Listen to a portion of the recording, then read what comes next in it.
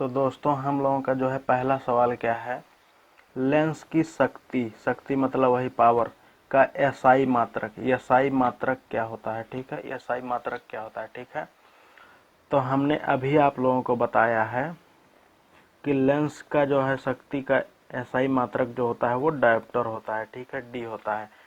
Metre भी हो सकता था, लेकिन ये होता है 1/मीटर, मतलब मीटर इनवर्स होता है। मीटर इनवर्स अगर कहीं इस तरीके से लिखा हो मीटर इनवर्स तो वो भी सही होगा, लेकिन एसआई मात्रक जो हम लोगों का होता है वो हमेशा जो है डायोप्टर में होता है। ठीक है, डी से प्रदर्शित किया जाता है। ठीक है, यही ऑप्शन जो है हम लोगों का सही होगा। ठीक है, एसआई मात्रक जो है हम लोगों का डायोप्टर ही सही होगा। ठीक है, और ध्यान रखें कि कभी भी आप लोगों को मीटर इनवर्स और डायोप्टर दोनों विकल्प साथ में नहीं दिए होंगे। दोनों में से केवल एक ही विकल्प दिया होगा, चाहे डायोप्टर दिया हो चाहे मीटर इनवर्स दिया हो, दोनों में से जो दिया होगा उसी को हम लोग जो है सही मानेंगे। ठीक है, ये हम लोगों का पहला क्वेश्चन था। अब हम लोग दूसरा क्वेश्चन देखेंगे। दूसरा क्वेश्चन हम लोग का क्या है, 1D मतलब एक डायोप्टर शक्ति वाले लेंस की सेंटीमीटर में फोकल लंबाई होगी। हम लोगों को फोकल लंबाई ज्ञात करना, तो हम लोग जानते हैं शक्ति मतलब पावर P बराबर 1/f होता है। ठीक है, 1/f होता है। ठीक है, तो हम लोगों को जो है फोकल लंबाई ज्ञात करना है, तो यहाँ से हम लोग f बराबर मिलेगा 1/p। ठीक है, और P जो दिया है, P का मान दिया है 1 डायोप्टर। ठीक है, तो यहाँ से हम लोगों को मिल जाएगा 1/1। ठीक है, 1/1 का मतलब क्या हो जाएगा, 1 हो जाएगा। आप लोग जानते हैं 1/1 का मान जो होता है 1 होता है, f। ठीक है, ये हम लोगों को दिया है क्योंकि डायोप्टर जो होता है ये मीटर में होता है, तो ये जो है 1 मीटर मिला। ठीक है, 1 मीटर मिला। ठीक है, लेकिन हम लोगों के सवाल में क्या कहा है कि सेंटीमीटर में ज्ञात करिए। ठीक है, तो सेंटीमीटर में ज्ञात करने के लिए मतलब क्या हो जाएगा, आप लोग जानते हैं 1 मीटर बराबर होता है 100 सेंटीमीटर। ठीक है, तो यही हम लोग यहाँ पर रख देंगे, 1 × 100 सेंटीमीटर बराबर हो जाएगा 100 सेंटीमीटर। ठीक है, यहाँ से हम लोगों को जो है फोकल लंबाई जो है मिल जाएगी 100 सेंटीमीटर। तो हम लोगों का विकल्प देखिए, पहला विकल्प जो है ये है हम लोगों का 100 सेंटीमीटर। ठीक है, तो यही हम लोगों का पहला विकल्प सही होगा। ठीक है, अब हम लोग अगला क्वेश्चन देखेंगे। हम लोगों का अगला सवाल है -1.5D मतलब -1.5 डायोप्टर वाले लेंस की फोकल लंबाई क्या होगी। ठीक है, यहाँ पर हम लोगों को वही सवाल दिया है, फोकल लंबाई ज्ञात करनी है। लेकिन मैं आप लोगों से यहाँ एक और सवाल पूछता हूँ कि पहले आप लोग ये बताइए कि ये कौन सा लेंस है। कौन सा लेंस मतलब उत्तल है या अवतल है। ठीक है, तो यहाँ से हम लोग जानते हैं कि उत्तल लेंस जो होता है उसका पावर जो होता है धनात्मक होता है। ठीक है, और अवतल लेंस जो होता है उसका पावर जो होता है ऋणात्मक होता है। तो क्योंकि यहाँ पर पावर जो है -1.5D दिया गया है। ठीक है, अभी आप लोग पहले ही सवाल पर ध्यान देंगे। ठीक है, -1.5D दिया गया है, इसका मतलब ऋणात्मक में साथ में है ये पावर, इसका मतलब ये जो है अवतल लेंस है। ठीक है, अवतल लेंस है।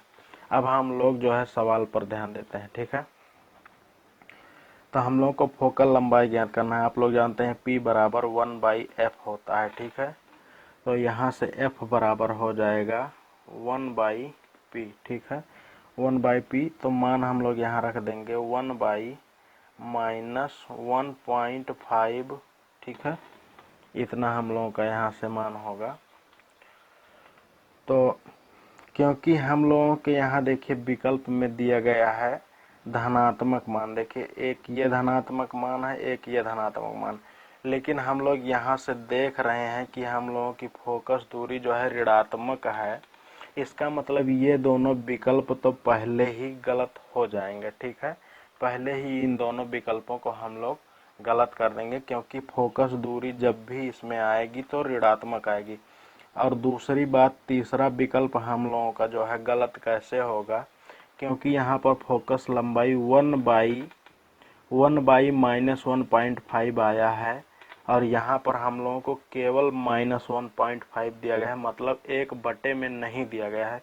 इसलिए ये भी विकल्प हम लोगों का गलत हो जाएगा और ये विकल्प हम लोगों का सही होगा। लेकिन सही कैसे होगा, क्योंकि यहाँ पर सेंटीमीटर में पूछा गया है, तो हम लोग मीटर को, क्योंकि ये पूरा मान जो है हम लोग अब मिला है मीटर में, ठीक है। ये पूरा मान मीटर में मिला है। आप लोग जानते हैं डायोप्टर जो होता है वो 1/मीटर होता है, इसलिए ये मीटर है, ठीक है। तो हम लोगों को फोकस लंबाई यहाँ से मिल जाएगी 1/-1.5 इंटू 100 मतलब 100।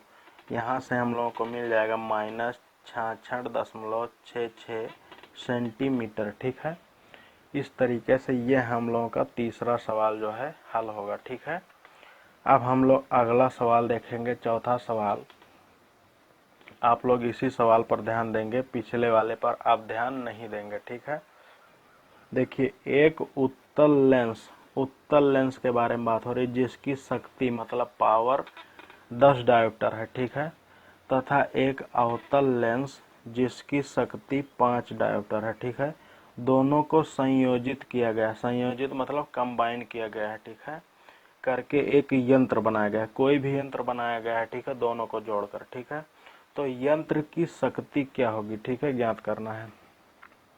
हम लोग जानते हैं जब दो लेंसों को संयोजित किया जाता है तो पावर क्या होती है, P1 प्लस P2 होती है। अभी मैंने आप लोगों को बताया, ठीक है, क्योंकि पहला लेंस जो है उत्तल लेंस है जिसकी शक्ति 10 डायोप्टर है, तो उत्तल लेंस की शक्ति हम लोग जानते हैं धनात्मक होती है, धनात्मक 10। सूत्र का जो है प्लस वाला चिन्ह लगा लिए।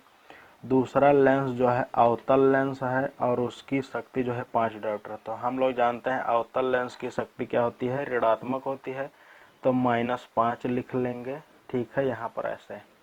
अब इन दोनों को हम लोग हल करेंगे तो 10 धनात्मक है और 5 ऋणात्मक है, मतलब यहाँ से मिलेगा 10 - 5, ठीक है, प्लस माइनस का माइनस होगा, ठीक। यहाँ से मिलेगा हम लोग को 10 में से 5 घटाएंगे तो 5 डायोप्टर, ठीक है, धनात्मक चिन्ह के साथ। मतलब कि फाइनल वाला जो यंत्र है जिसको हम लोगों ने बनाया है दोनों को जोड़कर, उसकी शक्ति धनात्मक होगी +5 डायोप्टर, ठीक है। ये हम लोगों का आंसर है, ठीक है। तो इसमें देख लेंगे कौन सा विकल्प सही है। दूसरा विकल्प जो है बी वाला सही है, ठीक है।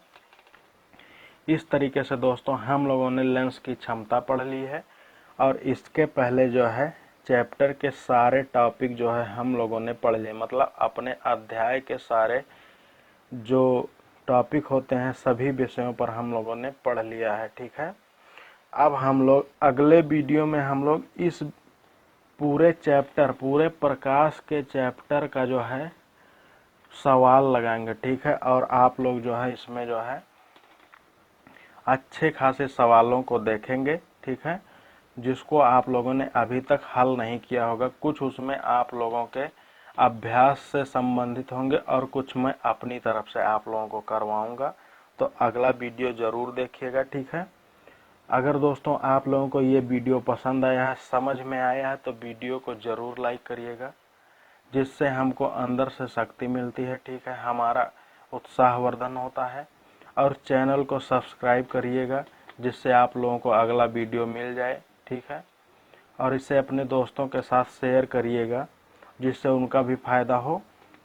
अगर आप लोगों का कोई भी डाउट है, अगर आप लोगों को जो है इस साइंस के चैप्टर में जो है कोई भी डाउट हो, कोई भी सवाल पूछना हो, तो आप लोग मुझसे कमेंट सेक्शन में पूछ सकते हैं, ठीक है दोस्तों। मिलेंगे अगले वीडियो में, तब तक के लिए धन्यवाद। जय हिंद।